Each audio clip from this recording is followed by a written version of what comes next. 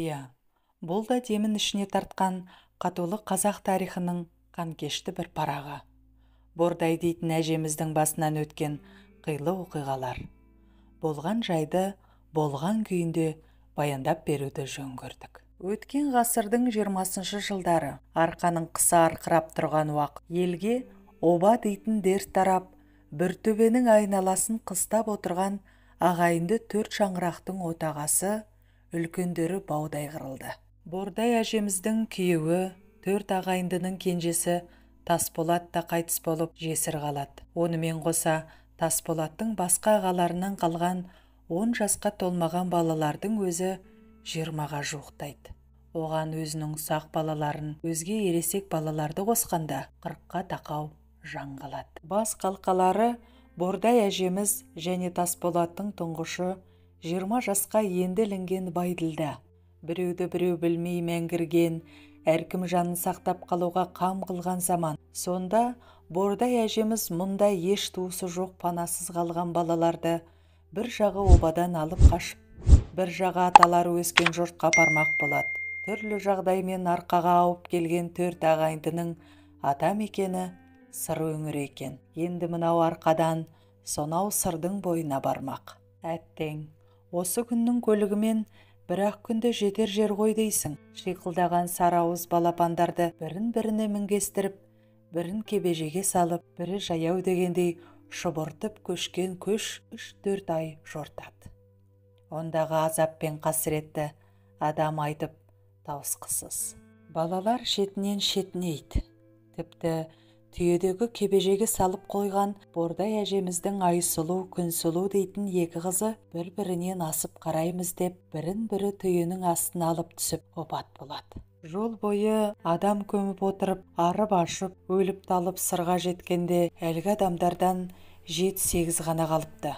Келген соң ауа жақпай, тағы өліп, ең соңында Бордай әжеміз, Байділда, 3-4 жасар бір бала және омыраудағы сүт кенжесі Садуақас қана қалыпты. Біраз уақыт өтіп, үйренісіп, енді өлім осымен тоқтап қалар деп үміттеніп отырғанда, көшті бастап келген Байділда да қайтыс болады. Жап-жас болып осыншама жерден бұл жаққа балаларды бастап қалай келді екен деген елдің сөзі тиді ме, көзі тиді ме, Байділда ауырмай сырқамай қайтыс болды ғой қарағым дейтін көрінеді әжеміз. Қабырғасын қайыстырған қайғыны көтеріп, қалың жұрттың ішінде бұлар да тіршілігін жалғай. Сол сырдың бойында 1941 жылға дейінгі қазақ не көрсе, соны көріп өмір сүріп жатады. Ішіңіз сезіп отырған шығар.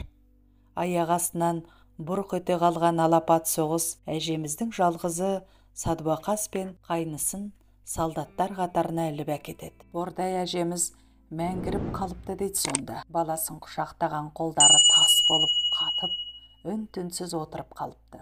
Садуақас кеткенде үйде бір жылқы, бір сиыр бар екен. Бордай әжеміз сол екеуін күндіз-түні күзетеді дейді. Біреу-міреу алып кетеді десе керек. Сәденнің аты, Сәденнің сиыры деп оларды үйге кіргізіп алыпты. Қора емес, үйге.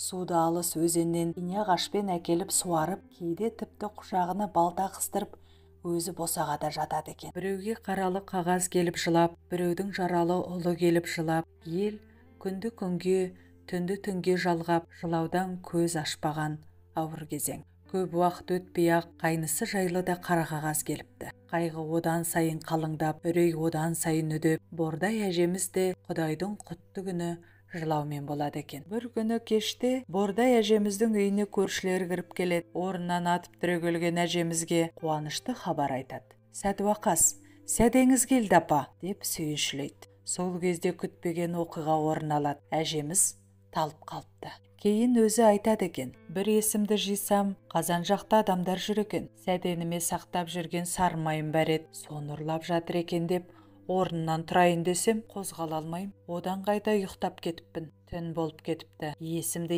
енді толық жинап қалған секілдімін. Бағана келгендердің сөзі есіме түсті. Сәденіңіз келді деді ғой. Сәденім менің төсегімнің алдында жататын. Келсе, сол жерге жатады ғой деп қарасам, Құдайым-ау, жатыр екен сол жерде. Қорылдап кетіпті. Сенер емеспін.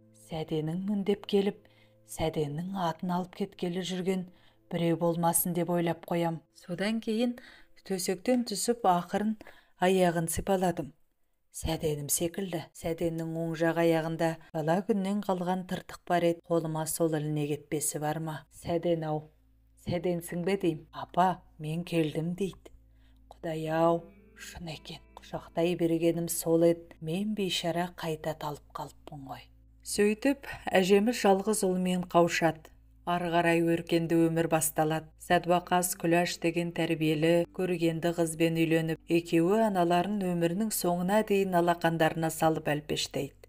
Сәдуақас та айнала жұртқа аяулы, кісілікті ерен азамат екен. Құдай тілегін беріп, ұрпақтары өсіп өркендейді.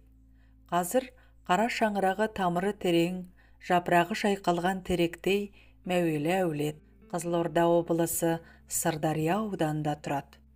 Оң құрсақтан бір жалғыз қалып, бір жалғызы соғысқа кетіп, Алла аман сақтап қалған Бордай әжеміздің садуақасынан қайта қаулап өскен өрендер Төлегеннен 5, Сансызбайдан 5, Рабиғадан 6 бала өмірге келіп, олардан немере шөберелер тарап, қазірде бір қауым елге айналған. Өткен кеткенде әңгіме қылғанда, Бордай әжеміз мен қанша жыласам да Аллаға еш налыған емеспін. Жалынып жақсылық сұрай бердім.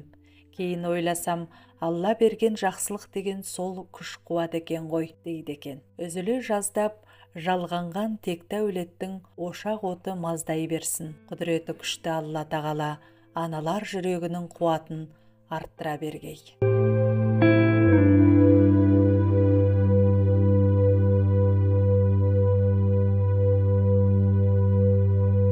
Ағайын, танымал атты YouTube арнама өтіп, тіркеліп, тәлімі мол әңгімелерді тыңдап, лайықты болса лайк басып кетулеріңізді сұраймын. Қазақ тілді арнамды қолдауға шақырамын. Келесі шығарма сіздер үшін.